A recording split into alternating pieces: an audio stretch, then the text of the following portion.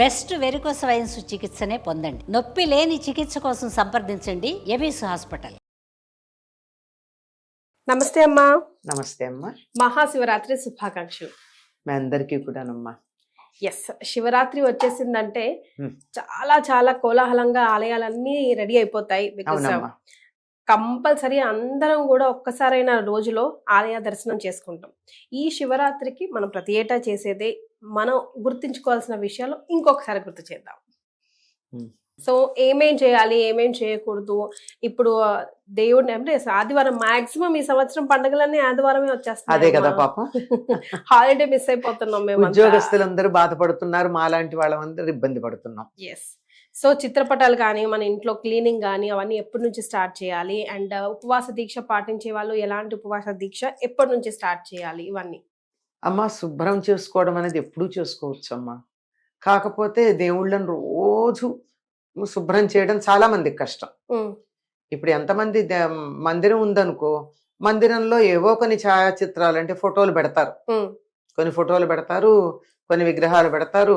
వాటన్నిటిని అలంకారప్రాయంగా ఉంచి వాటికి బొట్టు పెట్టి పూలు పెట్టి చేస్తారే గాని రోజు కడగడం చేయరు కదా. అట్లాంటివి పండగకి ముందు రోజు చేసుకోవచ్చు, తెల్లవారితే పండగ అనగా చేసుకోవచ్చు. అప్పుడు ఏదైనా కుదరదు అనుకుంటే ముందు రోజుల్లో కూడా చేసుకోవచ్చు. శుభ్రంగా ఉండాలి. కానీ అలా శుభ్రంగా చేసుకుని పండగకి సిద్ధపడడంలో ప్రధానంగా కొన్ని పండగలకి ఇళ్ళంతా కడుక్కునే పద్ధతి ఉందమ్మా. అన్ని పండగలకి చెయ్యలేరు అందరూ. కానీ శివరాత్రికి బూజులు అవి దులుపుకోవడం అవన్నీ చేస్తాం కదమ్మా. అవన్నీ ఇప్పుడు అన్ని పండగలకి చేస్తామమ్మా, బూజులు అవి దులుపుకోవడం. కానీ శివరాత్రికి మాత్రం ప్రత్యేకంగా తప్పనిసరిగా ఓపిక ఉన్నా లేకపోయినా ఇల్లు కడిగేసుకుంటారు, తప్పనిసరిగా కడుగుతారు. అటువంటిది ఇల్లు కడుక్కోవడం, దేవుడు గది శుభ్ర పెట్టుకోవడం అవన్నీ వీలైనంత ముందు చేసుకోవచ్చు, లేదంటే శనివారం చేసేసుకోవచ్చు. ఎందుకంటే ఒక పండగ అంటే మామూలు పండగ మాట నుంచి ఒక పర్వం వస్తోంది అంటే తప్పనిసరిగా మనం ఒక రోజు ముందు నుంచి దానికి సిద్ధపడతాం. రేపేం జరుగుతుందో దానికి కావాల్సినవన్నీ వాళ్ళు చేసుకుంటాం కదా. అంచేత భౌతికంగా చేయడం అనేటటువంటి విషయాలే కాకుండా తప్పనిసరిగా మానసికంగా కూడా మనం సిద్ధపడాలి. ముఖ్యంగా శివరాత్రికి మానసికంగా సిద్ధపడాలి అంటే ముందు రోజు నుంచి నియమాలు పాటిస్తారు. అంటే ముందు రోజే సాత్విక ఆహారం తీసుకోవడం, ఏమాత్రం అవకాశం ఉన్నా సాయంకాలం భోజనం చేయకుండా ఉండడం. అనారోగ్యం ఉండి చేయలేము అంటే అది వేరే మాట. లేదంటే ఏ ఫలహారం అంటే నిజంగా ఫలాహారం, ఫలమునే ఆహారంగా ఆహారం అలా ఫలాలనే ఆహారంగా తీసుకోవడము చేసుకుంటారు. ఇంకా శివరాత్రి ఉదయం నుంచి రేపు ఉదయం దాకా అంటే 24 గంటల పాటు శివరాత్రి పర్వాన్ని జరుపుకుంటాం. దాన్ని పండగ అనడం కన్నా పర్వం అనడం సరిపోతుంది. ఎందుకంటే ఆ సమయంలో మనకు అనేకమైనటువంటి ఆధ్యాత్మికమైనటువంటి ఎదుగుదలకి అవకాశం ఉన్న సమయం అది. ఎందుకు చేస్తాం ఇవన్నీను? భౌతికంగా అంటే లౌకికంగా ప్రపంచంలో ఉండే విషయాల్లో మనం బాగా అభివృద్ధి చెందడానికి చేసేవి చాలా ఉండగా ఆధ్యాత్మిక ఔన్నత్యం కూడా చేసే ఉంటాయి కదా.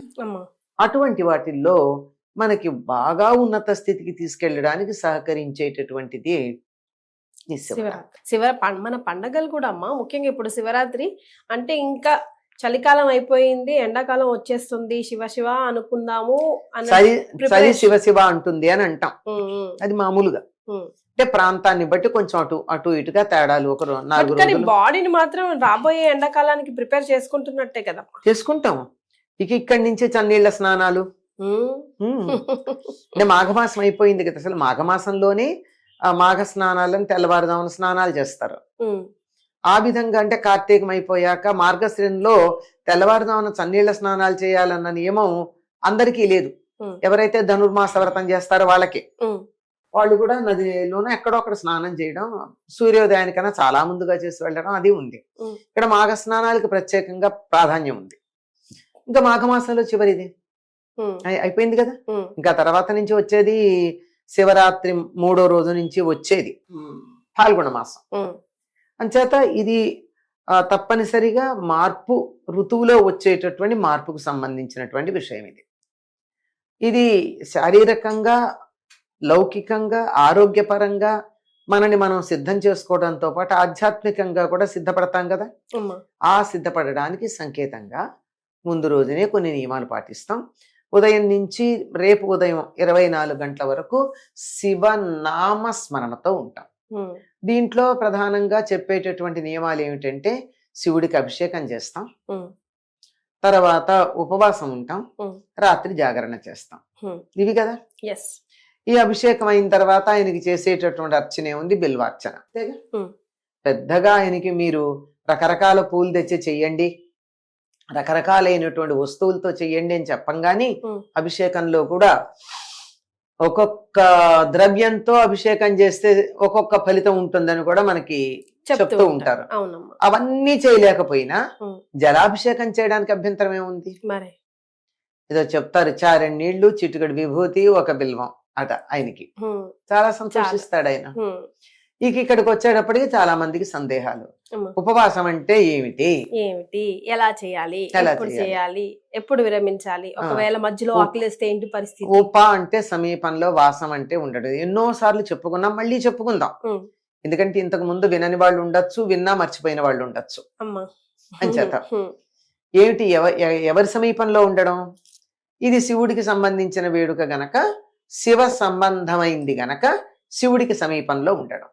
శివుడికి సమీపంలో ఉండేటువంటి ఆయన దగ్గర కూర్చుని ఏవో పనులు చేసుకోవడం కాదు కదా. శివలింగం పక్కన కూర్చొని పుస్తకాలు చదువుకోవడం, శివలింగం ఎదురుగా కూర్చొని కబుర్లు చెప్పుకోవడం, ముచ్చట్లాడుకోవడం, పేకాడుకోవడం, సెల్ ఫోన్లు చూసుకుంటూ ఉండడం, ఇది ఆయన దగ్గర ఉన్నట్టు కాదు కదా. మనసు పూర్తిగా శివుడి దగ్గర పెట్టడం. ఆ విధంగా మనసు దేవుడి దగ్గర పెట్టాలి అంటే ఏం చెయ్యాలి? శరీరం సహకరించాలి. శరీరం సహకరించాలంటే ఏమవుతుంది? కాసేపు ఖాళీగా కనుక కూర్చున్నట్టయితే కునికి పాటలు వస్తాయి. అందులోనూ కడుపు నిండా అన్నం తిన్నట్టయితే అబ్బా చెప్పలేం, తృప్తిగా నిద్ర వస్తుంది, హాయిగా వస్తుంది నిద్ర. మరి అటువంటిది నిద్ర రాకుండా ఉండాలి అంటే, మన మనసు మేలుకుని ఉండాలంటే, మనసు చైతన్యవంతంగా ఉండాలంటే ఉపవాసం చేయమన్నారు. అందుకని ఉపవాసం అనగానే అన్నం తినకుండా ఉండడం అనేటటువంటి ఒక అభిప్రాయం మనకి ఏర్పడింది. కానీ భగవంతుడి దగ్గర కూర్చుని ఉండడానికి, మన మనస్సు దైవ సాన్నిధ్యంలోనే నిరంతరం ఉండడానికి ఈ ఉపవాసం అనే దాన్ని పదం ఉపయోగించేది. అప్పుడు పాటించే నియమానికి ఉపవాసం అని పేరు. ఏమిటది అంటే ఆహార నియమం. ఎటువంటి పరిస్థితిలో కూర్చుంటే, కాసేపు కూర్చోగానే అది నిద్ర రాకుండా, ఏ దైవాన్ని గురించి మనం తలుచుకుంటున్నామో ఆ దైవం మీద మన మనసు స్థిరంగా ఉంటుందో దానిని ఉపవాసం, ఆహార నియమం అన్నారు. అందుకని ఏం చేశారు? ఎందుకన్నా మంచిదని అసలేం తినకుండా ఉండడం మొదలు పెట్టారు చాలా మంది. అది సరైనటువంటి ఉపవాస నియమం అని చెప్పలేం. అన్నం తినడం మానేస్తే దాన్ని లంఘనం అంటారు. జ్వరం వచ్చింది గనక ఏం తినకు, కడుపు నొప్పి వచ్చింది గనక ఈ పూట నీళ్లు తాగుండు అని చెప్పేది ఉందే, అట్లాంటిది అవుతుంది ఆహారం తినకుండా ఉంటే. ఆహారం తీసుకోకుండా ఉండడం యొక్క ప్రయోజనం ఏమిటి? మనసు భగవంతుడి మీద నిమగ్నం కావడం. కడుపు నిండా అన్నం తిని ఇలా కూర్చుని ఓం నమ శివాయ, ఓం నమ అయిపోతుంది కదా. అలా కాకుండా ఉండాలంటే కడుపు నిండా తినకూడదు. సరే, కడుపు నిండా తినకూడదంటే మనిషికి నోరు అదుపులో పెట్టుకోవడం చాలా కష్టం గనక తినడం మొదలు పెడితే ఆగదు కడుపు నిండేదాకా. అందుకని మానేయడం అన్నది చాలా మంది చేసినటువంటి అలవాటుగా చేస్తూ వచ్చారు. కానీ వాస్తవానికి శరీర ధర్మాన్ని అనుసరించి ఉపవాసం పాటించమన్నారు, కష్టపెట్టి కాదు. అంటే అనారోగ్యంగా ఉంది, కఠినంగా ఉపవాసం పాటించక్కర్లా. ఏదైనా ఉండలేమండి మేము, తినకుండా ఉండలేము అంటే పాలు, రసాలు తాగొచ్చు. అలా లిక్విడ్స్ తాగితే మేము ఉండలేమండి అంటే పళ్ళు తినచ్చు. అంటే ఏవి తీసుకోవటం వల్ల వెంటనే శరీరానికి శక్తి వచ్చి జీర్ణాశయం మీద బరువు పడి కళ్ళు మూతలు పడవో ఆ ఆహారం తీసుకోవచ్చు. అంతేమా, అంతే. ఇది పెట్టుకుని చాలా మంది ఏం చేస్తారంటే అక్కడ పళ్ళు పెట్టుకుని ప్రతి అరగంటకో పండు తింటూ ఉంటారు. అది కూడా కరెక్ట్ కాదు కదా. కాదు కదా. మనం ఆహారం తీసుకునే సమయానికి ఎప్పుడైతే జీర్ణకోశంలో ఆ రసాలు జీర్ణ రసాలు ఉత్పత్తి అవుతాయో ఆ సమయానికి ఏదో ఒక్కటి కొద్దిగా ఒక అరటిపండు, ఓ జామకాయ, ఇంకేదో ఒకటి కొంచెం. దీనికి కూడా రెస్ట్ ఉండాలి కదా. ఆ? దీనికి కూడా రెస్ట్ ఉండాలి కదా ఉండాలి, machine కి. ఉండాలి. దానికి పూజ చేస్తూ ఉంటే మాకు నీరసం వచ్చేస్తుంది అనుకున్న వాళ్ళు మరి అది కదా.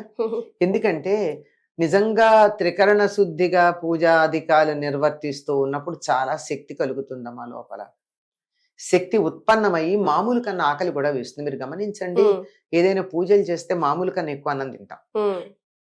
అంటే నిజంగా ధ్యానంలో కూర్చుని తన్మయమైపోయి ధ్యానం చేస్తే మెలకు రాగానే ఆకలి అనిపిస్తుంది. అలాగే 1 గంట 2 గంటలు జపం చేస్తే ఆ జపం పూర్తయిన తర్వాత ఏదైనా గబాల తినాలని అనిపిస్తుంది. అందుకనే సాధారణంగా నీళ్లు పక్కన పెట్టుకుని జపం చేస్తూ ఉంటారు, వెంటనే నీళ్లు తాగడానికి. లోపల శక్తి శక్తికి సంబంధించింది వేడి కదా, వేడి ఉత్పన్నం అవుతుంది. అందువల్ల తేలికగా పళ్ళో పాలు తీసుకోవాలి. ఇది ఉపవాసం. ఈ ఉపవాసం వల్ల మనం భగవంతుని యందు మన మనసు మేలుకుని ఉంటుంది. నిద్రపోకుండా, మనసు నిద్రపోకుండా, శరీరం కాదు, మనసు నిద్రించకుండా, అప్పుడు దాన్ని జాగరణ అన్నారు. సాత్వికంగా తీసుకోమని ఎందుకు చెప్పారంటే తీవ్రమైనటువంటి కటు, తిక్త, లవణ ఇత్యాదులు అంటే ఇవన్నీ కలిపేసి మనం మామూలుగా చెప్పాలంటే స్పైసీ ఫుడ్ అంటాం. ఆ స్పైసీ ఫుడ్ తీసుకున్నట్టయితే కొంచెం రజోగుణ ప్రకోపం జరుగుతుంది. అందువల్ల ఎంతసేపు పూజ చేయాలి అనేటటువంటి మాటలు వచ్చేస్తూ ఉంటాయి. లేకుండా దేవుడి మీద కూడా కోపం వచ్చేస్తుంది అప్పుడప్పుడు. అయ్యో, చాలా మంది పగలల్లో ఉపవాసం ఉండి సాయంకాలం నక్షత్రాలు పొడిచాక తింటాము అంటారు. అందుకని వాళ్ళు చుక్కలు ఎప్పుడు పొడుస్తాయా అని చూస్తూ ఉంటారు. ఇట్లాంటి వాటి మీద దృష్టి పోకుండా ఉండాలంటే సాత్వికమైనటువంటిది ఏదో ఒకటి కొంచెం తీసుకుంటే తప్పు లేదు. ఉండగలిగితే అసలు ఏం తినకుండా ఉండొచ్చు. ఎందుకంటే ఒక నియమం పెట్టుకున్నాక నేను నా సమయాన్నంతా శివుడిని అర్చించడానికే వినియోగిస్తాను అని నిర్ణయం తీసుకుని కూర్చున్నాక చాలా మందికి ఆకలి అనిపించదు. వాళ్ళకి చాలా ఇష్టమైన పదార్థం తీసుకొచ్చి ఎదురుగా పెడితే కూడా వాళ్ళు తినాలన్న భావన కూడా కలగదు, వాళ్ళకి ధ్యాస ఉండదు. ఆ విధంగా ఉన్నప్పుడు అది ఉపవాసం బాగుంటుంది. ఆ విధంగా ఉపవాసం చేసిన తర్వాత మనసు మేలుకుని ఉంటుంది గనక మనం ఓం నమ శివాయ అంటున్నా, త్రయంబకమిజామహే అంటూ ఉన్నా శివుడి మీదే మనసు. ఎందుకని మేలుకుని ఉండాలి? మేలుకుని ఉండడం అంటే చాలా మంది అనుకుంటారు పేకాడుకుంటూను, అదే ఒక టికెట్ మీద 2 సినిమాలు వేసేవాళ్ళు మా చిన్నతనంలో, అంటే మేలుకుండడానికి శివరాత్రికి. ఇట్లాంటివంటే పోనీ అదేదో శివుడికి సంబంధించింది అయితే శివ ధ్యానంలో ఉంటారనుకోవచ్చు, కానీ వేరే రకంవి కాదు కదా. ఎందుకని జాగరణ అంటే మేలుకుని ఉండడం దేనికి? ఆయన పట్ల మన మనసు చైతన్యవంతంగా ఉండి ఆయన ఉద్భవించే సమయానికి మనం సిద్ధంగా ఉండి ఆయనకి ఆహ్వానం పలకడానికి. అర్ధరాత్రి కదా ఆయన నేను ఉద్భవించాడని చెప్పినటువంటిది. మాఘకృష్ణ చతుర్దశ్యాం, అది అర్ధరాత్రి లింగోద్భవ సమయం అంటూ ఉంటారు. అదే కదా, లింగోద్భవ సమయం అంటారు. ఆ లింగం ఉద్భవించింది మాఘకృష్ణ చతుర్దశి అర్ధరాత్రి. ఆయన ఎందుకు ఆ టైంలో ఎందుకు ఉద్భవించాడు అంటే దేవతలు మునులు వాళ్ళందరూ ఆయన్ని ప్రార్థించారు. సర్వాంతర్యామి నువ్వు, అంతటా ఉన్నావు, నిన్ను ప్రత్యేకంగా మేము ధ్యానం చేయాలన్నా, పూజించాలన్నా, ఆరాధించాలన్నా మాకొక లక్ష్యం ఉండాలి కదా, ఒక గుర్తు ఉండాలి కదా, ఆ గుర్తుగా నువ్వు ఉండాలి అని అలా అనుకున్నటువంటి అప్పుడు వాళ్ళ కోరిక మేరకు ఆవిర్భవించాడు అనమాట. కనుక వాళ్ళు అలా ఎదురు చూస్తూ ఉన్నారు కదా ఆయన ఎప్పుడు ఆవిర్భవిస్తాడా అని. మనం కూడా వాళ్ళల్లాగా ఎప్పుడు ఆయన ఆవిర్భవిస్తాడా అని ప్రదోష వేళ నుంచి అర్ధరాత్రి దాకా మేలుకుని ఉండాలి. అర్ధరాత్రి లింగోద్భవ సమయం అయిన తర్వాత ఆయన అభిషేక ప్రియుడు గనక అభిషేకం చేసి ఇంకా మనకు శక్తి సామర్థ్యాలను అనుసరించి బిల్వార్చనలు, పూజలు, అష్టోత్తరాలు మీకు ఏది ఎవరికి వీలైతే వాళ్ళు చెయ్యడం. లేదు ఆయన ఆవిర్భవించాడని నమస్కారం చేసుకుని పడుకుంటే అలా పడుకునే వాళ్ళు ఉన్నారు. ఆ మాత్రమైనా చాలు కదా, అసలు లేని దానికన్నా. కానీ నేను శ్రద్ధగా ఉంటాను అనుకున్న వాళ్ళు మాత్రం సూర్యోదయం దాకా అర్చనలే చెయ్యాలి. నెక్స్ట్ డే నైటే పడుకుంటారు, అంటే సోమవారం నైటే పడుకోవడం. ఇప్పుడు ఆదివారం కదా మనకి శివరాత్రి వచ్చింది, ఆదివారం ఉదయం నుంచి సోమవారం ఉదయం దాకా అర్చనలే ఆయనకి సాగుతూ ఉంటాయి. మరి సోమవారం ఉదయం ఏం చేస్తారు? ఉమ్, చక్కగా మామూలుగా నిత్యకృత్యాలు నిత్య పూజలు అన్ని చేసుకున్నాక ఉమ్, అప్పుడు వంటలు వండి ఆ, నైవేద్యం నైవేద్యం పెట్టి లెక్క ప్రకారం మనకి శాస్త్రాల్లో ఏం చెప్పారంటే ముందు బ్రాహ్మణులకు పెట్టి ఉమ్, ఆ తర్వాత పసిపిల్లలు, వృద్ధులు, బాలలు, స్త్రీలు ఇలాంటి వాళ్ళకి పెట్టి ఆ తర్వాత ఎవరు ఈ కార్యక్రమం నిర్వర్తించారో వాళ్ళ చిట్ట చివరిని తినాలి. అమ్మా, ఇది లెక్క. అమ్మా, ఇదంతా అయిన తర్వాత 24 గంటలు నిద్ర లేదేమో, భోజనం చేయంగానే ఏమవుతుంది? నిద్ర వచ్చేసింది. అది పడుకుంటే జాగరణ ఫలితం ఉండదు. అమ్మో. మర్నాడు సాయంకాలం ఉమ్, చుక్క పొడిచేదాకా పడుకోకూడదు. అది లెక్క. కానీ బాగా నిద్ర వస్తే అప్పుడు ఏం చేయాలమ్మా? నిద్ర ఎందుకు వస్తుంది? బాగా తింటే వస్తుంది. మరి అప్పుడు తింటా. ఆరోగ్యానికి మంచిది కాదు. 24 గంటలు ఖాళీ కడుపుతో ఉండి ఎక్కువ తింటే ఏమవుతుంది? అంతేనండి, గ్యాస్ తంతుంది, ఈ ఇబ్బంది కలుగుతుంది కదా. అందుకని తేలిగ్గానే తినాలి ఆ రోజు. ఉమ్, ఎప్పుడైతే తేలిగ్గా తిన్నారో లోపల కాస్త కరకరలాడుతూ ఉంటుంది, అందువల్ల నిద్ర రాదు. ఉమ్, ఇంకా ఈ ఉపవాస నియమాల గురించి మాత్రం ఒకటి ఖచ్చితంగా నేను చెప్తానమ్మా, చెప్పి తీరాలి కూడా. అమ్మా, ఏమంటే అందరూ కటిక ఉపవాసం ఉండకూడదు. ఉమ్, నీళ్లు కూడా తాగకుండా ఉంటాము అనేటటువంటి మొండితనానికి వెళ్ళొద్దు. ఉమ్, ఇదే నిర్జల ఉపవాసం కాదు ఇది. కాదు. కనుక హాయిగా ఉమ్, నీళ్లు తాగితే తాగొచ్చు, దాహం అనిపిస్తే. ఎందుకంటే కనీసం ఓం నమ శివాయ అనాలంటే కూడా మా అనేటప్పుడు, సి అనేటప్పుడు నాలుక స్పష్టంగా రావాలి కదా, ఉమ్, నోరు పెడచగట్టుకుపోకూడదు. ఉమ్, కనుక నీళ్లు తాగొచ్చు. ఇందాకే నేను చెప్పినప్పుడు మందులు అవి వేసుకోవాలనుకున్న వాళ్ళు ఆ ఉప్పు కారాలు ఉన్న వంటలు వండినవి కాకుండా ఏదో Fruits. పండు ఏదో తీసుకుని మందులు వేసుకోవచ్చు. ఇది అవకాశాన్ని బట్టి. ఎస్. ఎవరు ఉపవాసం చెయ్యకూడదో కూడా మన వాళ్ళు చెప్పారు శాస్త్రంలో. ఉమ్, బాలింతలు, గర్భవతులు, ఉమ్, అనారోగ్యం చేసి కోలుకుంటున్నటువంటి వారు, వృద్ధులు, చిన్నపిల్లలు, ఉమ్, చదువుకునే వాళ్ళు, ఉమ్. అసలే పరీక్షలు ఇప్పుడు. వాళ్ళు ఉపవాసం చెయ్యకూడదు. చెయ్యకూడదు, అంతే. చెయ్యక్కర్లా కాదు, తేడా ఉంది కదా. ఉమ్, చెయ్యి, చేస్తే మంచిది, నీ ఇష్టం. చెయ్యకూడదు 3 రకాలు ఉన్నాయి కదా. ఉమ్, మూడు రకాలు ఉన్నాయి కదా. చెయ్యకూడదు. ఎస్. గర్భవతులు చెయ్యరాదు, నో ఎక్సెప్షన్స్. పాలిచ్చే తల్లులు చెయ్యరాదు. లేదండి మాకు ప్రతి సంవత్సరం చేసే అలవాటు ఉంది, ఈ ఏడాది మనసు బాగుండదు అంటే మామూలుగా 1 అర పండు కాకుండా కడుపు నిండా తినండి పళ్ళు. అది కడుపు నిండా, ఉమ్, కడుపు బాగా నిండేటట్టుగా లోపల ఉన్నటువంటి పరమాత్మ స్వరూపమైన బిడ్డకు గాని, పాలు తాగుతూ ఉన్నటువంటి పరమాత్ముడికి గాని ఇబ్బంది కలగకుండా ఉండాలి. అందుకు అలాంటి వాళ్ళను ఉపవాసం చేయొద్దన్నారు. దీర్ఘ రోగులు కూడా చేయకూడదు. అమ్మా, ఇప్పుడే ఏదో టైఫాయిడ్ ఈ మధ్య వస్తున్నాయి కదా, ఉమ్, టైఫాయిడ్ లాంటిది వచ్చి కోలుకున్నారు, ఇప్పుడే పచ్చని తిన్నారు, వాళ్ళు చేయకూడదు. ఉమ్. చెయ్యొద్దు అని చెప్పారు, అదే శాస్త్రం క్లియర్ గా చెప్పింది. చాలా స్పష్టంగా చెప్పింది. ఎందుకంటే మన పాటించాల్సిందే. శాస్త్రాలకి మనిషి చాలా ప్రధానం. మనిషి యొక్క ఆరోగ్యం, మనిషి యొక్క ఔన్నత్యం, మనిషి యొక్క శ్రేయస్సు చాలా ప్రధానంగా చెప్పుకుంటారు. అందులోనూ శివుడు అంటే ఏమిటి? శుభాన్ని కలిగించేవాడు. అటువంటి శుభాన్ని కలిగించేటటువంటి శుభంకరుడైనటువంటి శివుడిని గురించి అర్చన చేసేటప్పుడు ఇలా ఇబ్బందులు పడడం తప్పు కదా. ఎస్. రేపొద్దున ఇవాళ ఉపవాసం చేసి రేపొద్దున ఇంట్లో వాళ్ళందరినీ కంగారు పెడితే శివుడు మెచ్చుతాడా? మరే కాదు కదా. అంచేత హాయిగా చేయండి. ఏ క్షణాన ఆకలి అనిపించిందో, నీరసం అనిపించిందో, తినాలనిపించిందో, శివుడి మీద మనసు చెదిరిందో శివుడి మించి, ఆ క్షణాన్ని వెళ్ళి తినేయడం మంచిది. ఉమ్, మనసులో రాకూడదు కోరిక. వచ్చింది అంటే శివుడి కన్నా నీకు తిండి మీద మనసు ఎక్కువైంది కదా, అది తీర్చేసి అప్పుడు శివుడి దగ్గరకు వచ్చు. మరే అట్లీస్ట్ అప్పుడు కాన్సన్ట్రేట్ చేయొచ్చు. అప్పుడు దాని మీద దృష్టి పెట్టడానికి వీలవుతుందని చెప్తారు. ఎన్నో మంచి విషయాలు తెలుసుకున్నామమ్మా. మళ్ళీ ఒకసారి ప్రతి ఏడాది లాగా. Thank you so much. ధన్యవాదాలు. నమస్తే.